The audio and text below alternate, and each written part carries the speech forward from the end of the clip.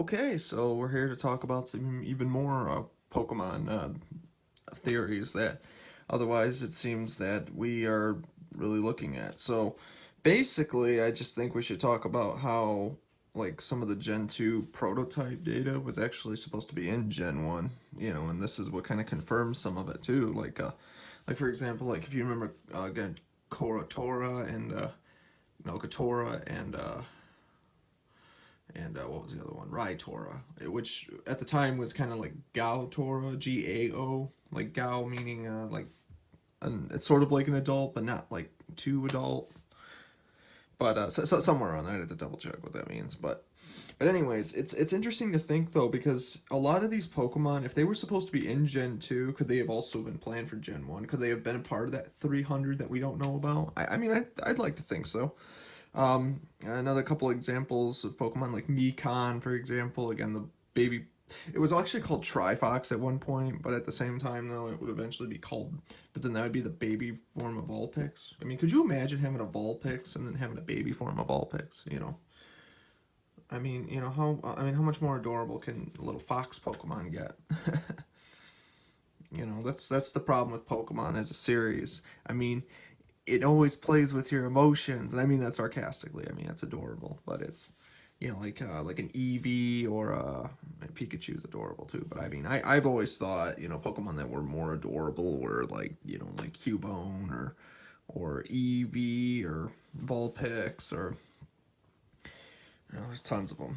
I mean Cyndaquil, but the problem is would it burn my house down though? That's the problem. So, I mean, how do I train Cyndaquil to not do that? But anyways, so you have all these Pokemon that there were tons of Pokemon that just were never used. Some of them probably just outright never been used, but I guarantee you at some point they could just add them in the next generation if they really wanted to. Like Mikan could be a pre-evolved form of Vulpix. Paris actually had a baby form too, I believe. Not sure exact. It kind of confirms that Paris is kind of a weird Pokemon. Like the history behind it, as it evolves in a Parasect, it talks about how eventually it was at one point like another living organism, but then something like overturned it and then it ate itself, sort of. Like I don't know. It's quite interesting actually. As like the Pokemon started out as one thing and then it became something else later on as it got older, because it's like, and then the mushrooms on its back actually work very good for like modern medicine and all that. So that's why parasite is Parasect is always like a very sort of like what is it, tutorial Pokemon, territorial. It's kind of like very protective, but at the same time, though, if you raise it correctly, it'll help you out. Very interesting Pokemon. And it's really interesting, like the way Pokemon works. It's like every creature has some kind of an instinct, rather, which I find very interesting.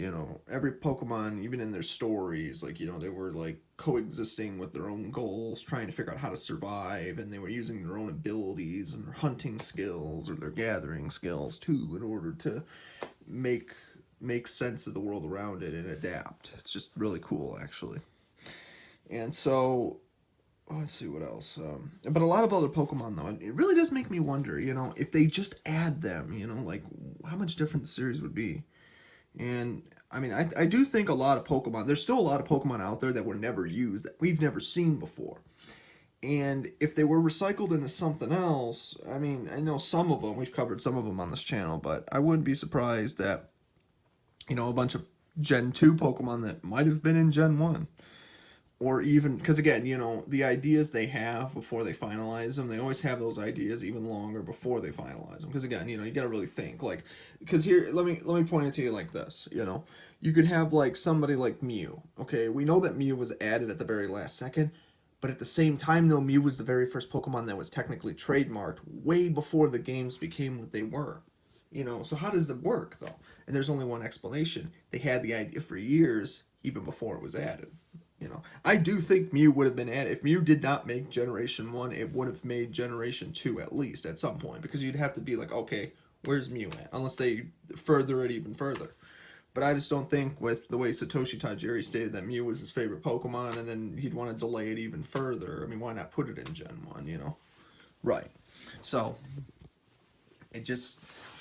I'm sure Tajiri would have been kind of disappointed with that if that was the case. It would have been like a better late than never scenario. So thankfully Mew was in Generation 1, but Mew was technically, like, legitly getting Mew was a whole nother story, though. So, I mean, the data was in the game, but how do you get Mew, though? Legitly, at least. Kind of like the legit Celebi event over in North America. Most people... I'll be honest with you. I mean, I can't even remember what... I can't even remember, like, really what is the legit way to get Celebi without hacking it, you know? I mean, in Japan, it was a Japanese-only event. Here's something else that should blow your mind if you didn't know this. Somewhere hidden in the files of Generation 3's remakes, you know, Fire Red and Leaf Green Canal regions, Gen 1 remake, sorry. You can actually find like a Raikou, Entei, Suicune sprite, and then there's like a Celebi, a Mew, stationary legendary sprites. So that tells me at one point maybe those Pokemon were not supposed to be Roman legendaries, and obviously Mew and Celebi are nowhere to be found in the game, but you could get them if somehow you hacked them or traded them because they were in the game's coding still. They had to have been. It does make me wonder how that would have realistically worked. Not sure myself, but you can kind of see what I mean, though. So, again, makes you kind of think, though. So, again, how many scrap Gen 2 Pokemon could have been in Gen 1 that we might not have known about? Or, better yet, how many other Gen 2 Pokemon could have been used later on? Again, like we've said the other day, Gen 2, you had, you know, a bunch of Pokemon, and I didn't even mention this one, but it was also true. There was another Pokemon that was actually Mr. Mime Jr. later on. So that was actually pretty interesting. You know, one of the baby Pokemon eventually found its way into Gen 4. And again, maybe I'm starting to think that the way Pokemon is decided, they vote on a lot of ideas. I mean... It's actually really interesting when you think about it. I mean, because when Satoshi Tajiri and them, they came up with a bunch of ideas and they wanted to originally use them. Again, this is when you start thinking about how Pokemon really evolved from capsule monsters into... They basically evolved into pocket monsters. So, with the idea still in mind that they wanted to use, again, capsules, again, Pokeballs in this case. You know, you capture Pokemon, you use them to fight, battle, trade, figure out their origins. You know, it just made sense. You know, the idea still stayed the same, but like the history behind it went through a lot of what they call development hell, basically. Like, you know, if you're familiar, I'll give you another example. Like, take something like Duke Nukem Forever, where it was like it had like a huge budget line.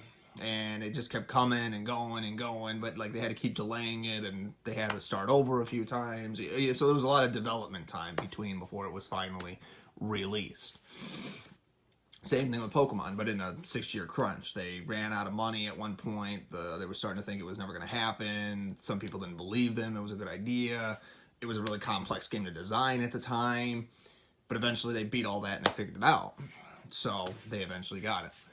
And I do believe that a lot of the ideas that Pokemon have, they vote on them because, you know, they might run out of cartridge space, or maybe they're forced to, like, really start with certain ideas. They'll put the rest of them away, and they could always come back to them later on. So that explains a lot when we look at, like, how certain Gen 2 Pokemon may have actually been planned for Gen 1, or even maybe later on in the series. And now the real question is, how many of those Pokemon really do exist, and how many of those Pokemon were planned at what point for what generation?